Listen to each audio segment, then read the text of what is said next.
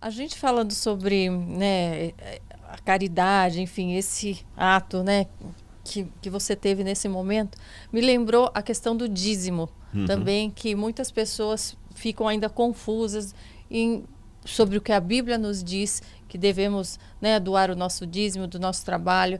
Isso equivale a doar para a igreja, a entidade igreja, ou a gente pode estar doando dentre esses 10% para um irmão que está passando necessidade, ou aquilo deve ser algo a mais? De que forma, segundo o estudo, isso. a gente administra esses... Hoje, esse assunto do dízimo se tornou muito complicado, infelizmente, por causa dos maus exemplos. Sim. Enquanto eu estava vindo com a Laura para cá... Porque hoje em dia as pessoas às vezes ficam com medo de dar na igreja e para onde vai parar esse dinheiro, do que para dar para uma pessoa específica que está vendo, que está precisando, que é do seu convívio às vezes. Exatamente. Né? A gente que lida com o evangelho, com a proclamação da palavra de Deus, tem que tomar muito cuidado. Quando eu estava vindo com a Laura para cá, a gente estava falando sobre isso.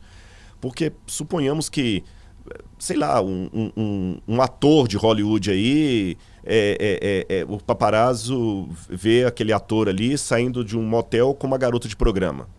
Vai ser apenas uma fofoca e mais nada. Mas se for um pastor, um líder religioso, o estrago é muito grande, tá certo? O estrago é muito grande. Você que conhece o mundo midiático, né? As pessoas estão aí vivendo a vida deles, ninguém tem nada a ver com isso.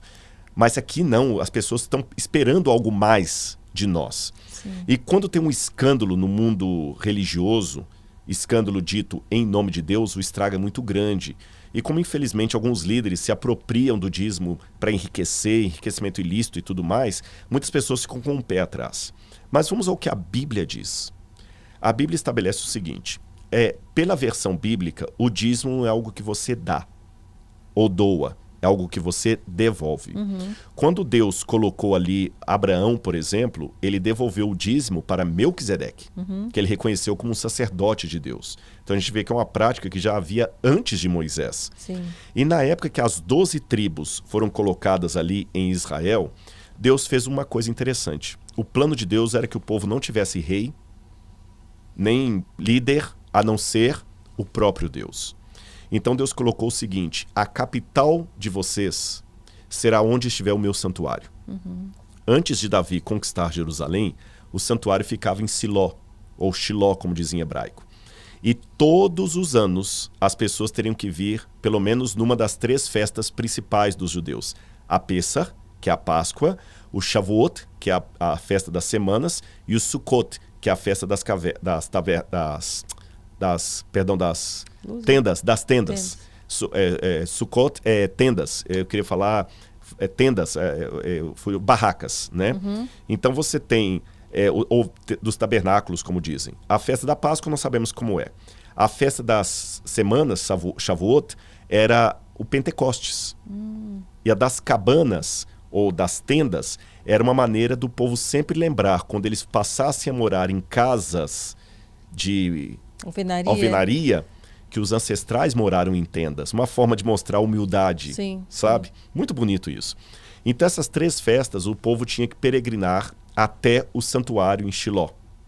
E o santuário devia funcionar continuamente para lembrar as 12 tribos quem eles são, a quem eles pertencem, qual é o Deus de Israel e o significado mais bonito, que era o evangelho em símbolos. Agora, como é que esse santuário deveria funcionar? Ele deveria funcionar com pessoas que se dedicassem 24 horas para aquilo. Agora, levando em consideração que era uma população agrícola... Como que iriam se manter, né, ali? Exatamente. Você tem guerra, você Sim. tem que mandar o filho para a guerra, você tem que colocar pessoas para te proteger, você tem que plantar e colher, isso toma muito tempo. Então Deus decidiu o seguinte, a tribo de Levi, que é a tribo dos filhos de Aharon, a tribo de Levi vai cuidar do santuário. E para que eles tenham tempo para cuidar apenas do santuário, que é muito detalhado, eles não vão plantar nem vão colher.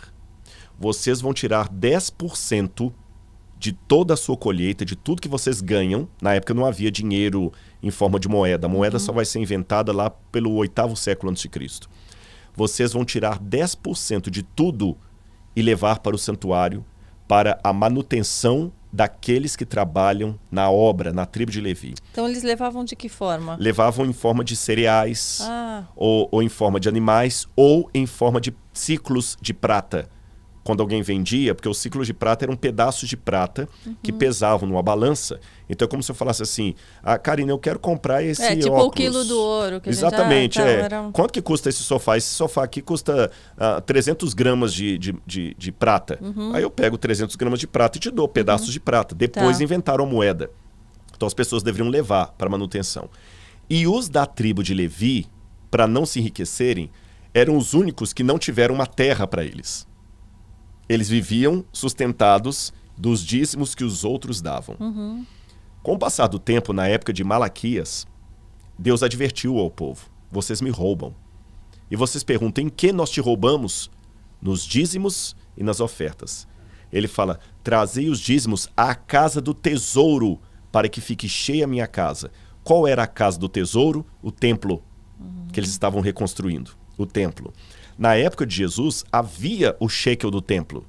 E Jesus nunca se opôs a isso. Já havia a questão de impostos e tudo? Havia impostos, e o imposto era separado do dízimo. Não fazia parte. Não fazia parte. Aí, quando vem o Novo Testamento, o dízimo continua. Tanto é que o dízimo continua que Paulo fala o seguinte, eu tenho o direito de viver do dízimo. Mas como Paulo tinha um problema ali, que muita gente não aceitava o apostolado de Paulo por causa do passado dele, Paulo falou, olha, para evitar confusão, eu vou ficar trabalhando em tendas, fazendo tendas como eu sempre fiz, mas eu teria o direito de viver do evangelho, viver do dízimo. Quem prega o evangelho tem o direito de viver dele, dizia Paulo. E as igrejas cristãs sempre tiveram o dízimo. Então a função do dízimo é a manutenção da obra de Deus. Então, elencando, qual seria o fator básico para o dízimo? Pagar a líderes, pastores, missionários, ajudar pessoas que estão na janela 1040. O que é a janela 1040? Quando você pega o mapa mundi e faz ali os quadrantes e tudo mais, a janela 1040 equivale justamente àquela porção do planeta Terra onde a maior parte das pessoas não são cristãs, onde é proibido pregar o evangelho. Então as pessoas vão ali e elas podem viver do dízimo. Missionários que são enviados, médicos missionários que deixam a vida profissional de médico aqui para ser um médico em algum país como a Etiópia, por exemplo, ou até no Brasil. Então, veja bem, um médico missionário. Está fazendo a caridade, mas o dinheiro está pagando a ele. E as igrejas também podem pegar esse dinheiro do dízimo que elas recebem e transformar isso numa caridade institucional, por exemplo. Por exemplo, eu posso dar o exemplo da própria igreja adventista. As escolas adventistas, elas não têm o preço da mensalidade que custaria normalmente. Porque uma parte dos gastos de uma escola, do UNASP, por exemplo, onde eu estudo, são subsidiadas pelo dízimo. Por exemplo, os professores de teologia, para que a mensalidade dos alunos fique mais barata. Você está entendendo? Porque na conta não fecha, só com a mensalidade não fecha. Estou falando com conhecimento de causa. Então ajuda. E nesse aspecto, por exemplo, eu, Rodrigo, eu prego em muitas igrejas. Já preguei em Igreja Batista, Assembleia de Deus, Batista do Calvário, Getsemane, Metodista. E muitas vezes os irmãos perguntam assim, quanto que é o seu sermão? Eu não cobro. A única coisa que eu peço para ir pregar lá é a passagem de avião, se for um lugar longe, ou a gasolina do carro, se for um lugar que dá para ir de carro, e um hotel para ficar, para você ter um pouco de privacidade. Mas eu não cobro. Às vezes, ao caso de algum lugar ou outro, alguma igreja dá uma camisa de presente, alguma coisa assim, mas não faz parte de eu sou proibido até pela igreja de cobrar. Mas e daí como que você vive? Como você paga aí que é o as suas interessante. coisas? Como nós temos os dízimos, pelo menos o sistema que eu trabalho é assim. Esse dízimo ele tem uma divisão? Tem uma divisão. Acontece assim. Esse no formato adventista, mas há outros formatos, tá? Sim. O dízimo não fica na igreja local. Então você tem uma igrejinha lá em Bode de Dentro, na cidade de Bode de Dentro. Uma cidadezinha desse tamanhozinho que tem meia dúzia de pessoas, tem uma igreja lá. O dízimo daqueles irmãozinhos simples ali não fica ali. Ele vem para uma associação. Sim. As associações são regionais. Então tem a Associação Mineira Central, a Associação Paulista Leste, Paulista do Sul, etc. Os dízimos vão para essa associação. A associação recebe o dízimo da igreja de Jegue de dentro, da igreja de Bode de fora, e recebe o dízimo também daquela igreja, por exemplo, do Leblon, no Rio de Janeiro, que é uma igreja que tem médicos, tem empresários, tem pessoas com mais condição financeira. Todos esses dízimos vão para lá. E ele é redistribuído para todo o trabalho da igreja de maneira geral, de modo que, eu vou falar aqui não por arrogância, só para o pessoal entender. Eu tenho 2 doutorados, 2 faculdades, um mestrado e um pós-doutorado. Mas o meu salário não é maior do que o salário de um pastor que está trabalhando lá no interior do Tocantins.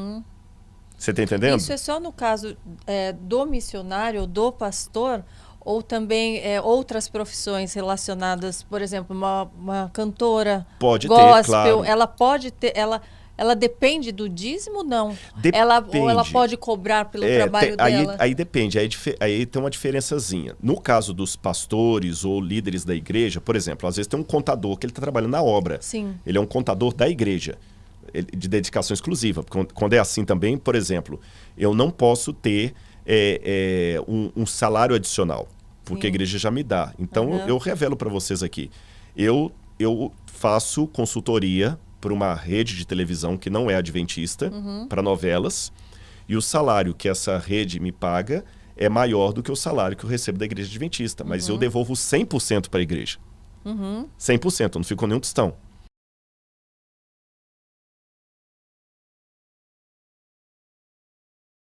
Muito legal esse trecho, muito inspirador, mas não perca o episódio completo.